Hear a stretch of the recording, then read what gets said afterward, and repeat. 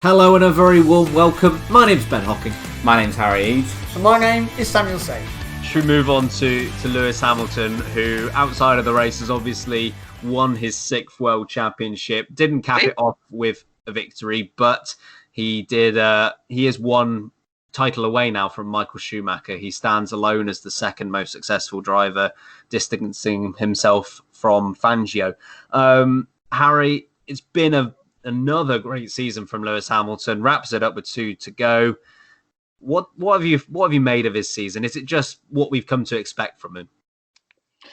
Yeah, I was thinking this earlier. He's obviously had another fantastic season because he's just won another world title, but he's just there all the time. Like, he's in qualifying this year, he's not perhaps had as many poles as he might have had in previous years because Bottas has certainly stepped it up and some of the other teams have as well. But he just brings it home. Again today, he started P5, but then he finished P2, and he's always there in the race. And when others are falling by the wayside, today was Ferrari, other times it's been Bottas, he's always there picking up points or winning a race.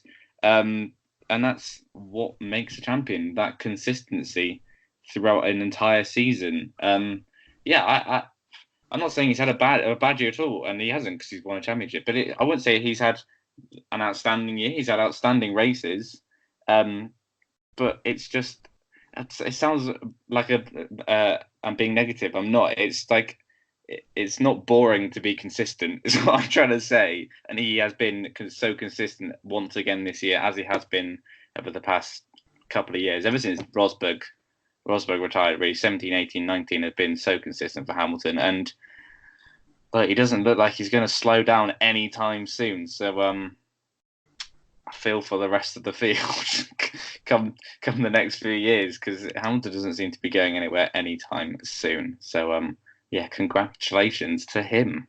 If you're listening, Lewis, which I'm really sure you are. I'm almost certain he'll be listening. I don't want to put money on it, but I'm almost certain. Sam, where do you think this title ranks with Lewis Hamilton's now 6 that he has to his collection? This has been a particularly strong, but also oddly challenging year for Lewis Hamilton. You need to remember that he has not had a pole position since I think it was Germany. He does have the most victories not on pole in a season of all time, with 8 so far. There could be more. There could be more to come with 2 more. He has not finished outside the top 3, apart from on 3 occasions. He's had a 4th, a 5th, and 9th. Germany being the 9th, that crazy weather that we had. That's incredibly consistent stuff. I generally think this could be up there with his best performance that we've ever seen from Lewis Hamilton. And that is slightly terrifying for other drivers on the grid. I mean, Max Verstappen in terms of raw pace, Charles Leclerc in terms of raw pace, in terms of consistency and raw pace, I still think there is no one on the grid that matches Lewis Hamilton, even comes close to Lewis Hamilton's ability. And if Mercedes can produce a car equal to the ability in comparison to the rest of the field for next season, I think Lewis Hamilton walks away with a 7th world title. This has just been breathtakingly good from the Brit. He deserves 6. He's with the fact that before we went on air, we saw that someone put him 10th in their all-time top 10 is hilarious. We've seen history be made. Congratulations to Lewis.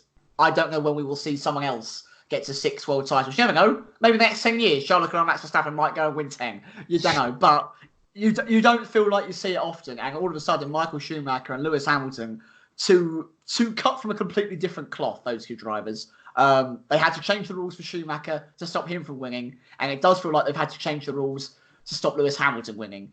So fair play to both of them. This has been an astoundingly good year from Hamilton, who is at his oldest point ever, because that's how time works. So well done to Lewis. Oh, that was so eloquent until that. I can't be eloquent. Damn, you nearly had it, Sam. So nearly had it. Threw it away on the last one. Frustration eking out of Sam's expression there. Hamilton's had a sublime year. Whether it's his best of his career, I'm not too sure.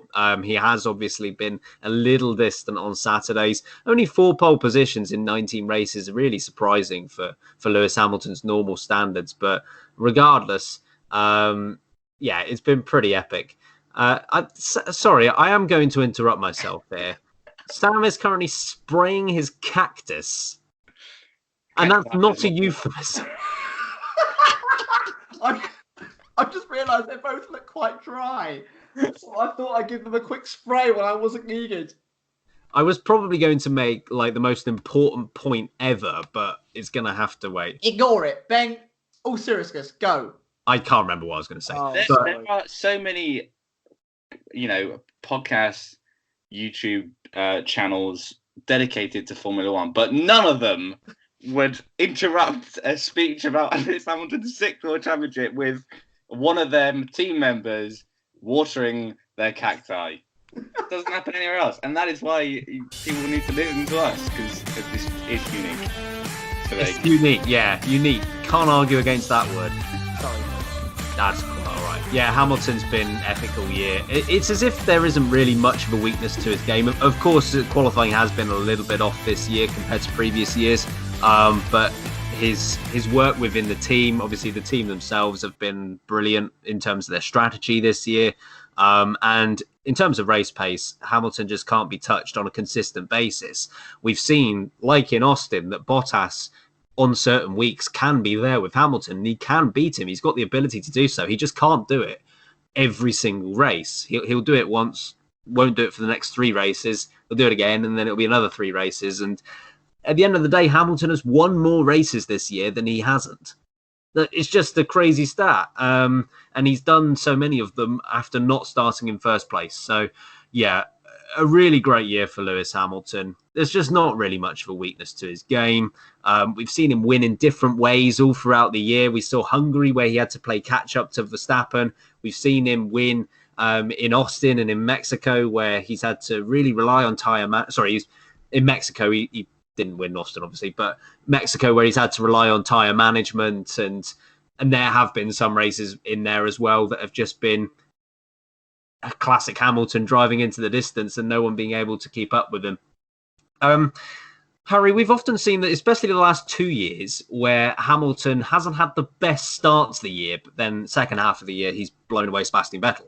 This year, he had an excellent start to the year. How much of an importance does that play in his championship win? That incredible start from Mercedes. Yeah, well, I'm not going to put it all down to that, because he's still been good after the summer break, but it's definitely been important because the other teams did eventually catch them up, and we've seen that in this latter half of the year. Although Mercedes have still won the last 3 races, so they're still there. Yeah, they were mighty at the start of the year. And do you remember when we all thought Ferrari were going to be fastest? And that was... I'd like to input here and say I didn't buy into that, so not including myself. I am sick of it. You're such a smug git, all right? We get it. Ladies and gents, Ben is wearing a hoodie that has Mercedes on it, so he is basically Bono. He looks like Bono as well. Bono's an attractive guy, I'll take that.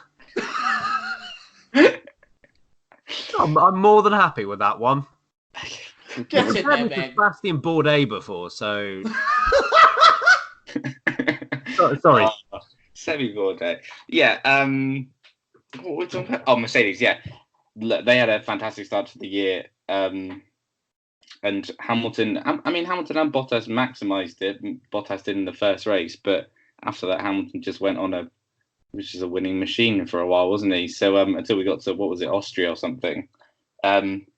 You win championships by winning races and picking up points. So when he wasn't winning races, he was picking up points, as I've mentioned already. So it's obviously responsible in part, but his consistency is what wins you a championship. So, and I mean, we're probably going to be asking this question over the next sort of 3 or 4 months or so we won't dwell on it too much. And we've pretty much been asking it for our entire adult life.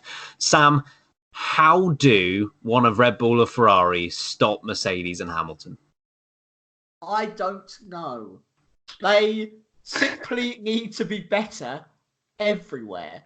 And I think that each team does have a driver that is capable if given the car. And I think only then, if they are given the car, can they beat Lewis Hamilton. I think if you were to put them in an equal car, Lewis Hamilton, Charles Leclerc, Max Verstappen, just those 3 on the grid, in equal car across the whole season, I still think Lewis Hamilton comes out on top. I think he's just got the consistency, the wit, the strategic thought process, the ability to moan at his engineer to the point that we all want to tell him to just shut up, but it still gets the point across that what he needs is going to happen. He thinks outside the box. They need to do something like change the regulations. Otherwise, I don't know what they could do to beat him. He is a supernatural talent. And if he's not in your top 5, top 4 drivers of all time, which I know is difficult to compare because of timescales and whatnot, but you're a fool if you haven't put him in your top 4 or 5, because he is a wonderful, wonderful talent that we get to witness. And I don't think anyone on pure talent alone can beat him at the moment. Thanks for watching our video, we really appreciate it. For more content, make sure to subscribe to the Late Breaking YouTube channel, and to join in the conversation with us 3 Muppets, then get on Twitter, Instagram and Facebook, we're on all 3. And remember, keep breaking late.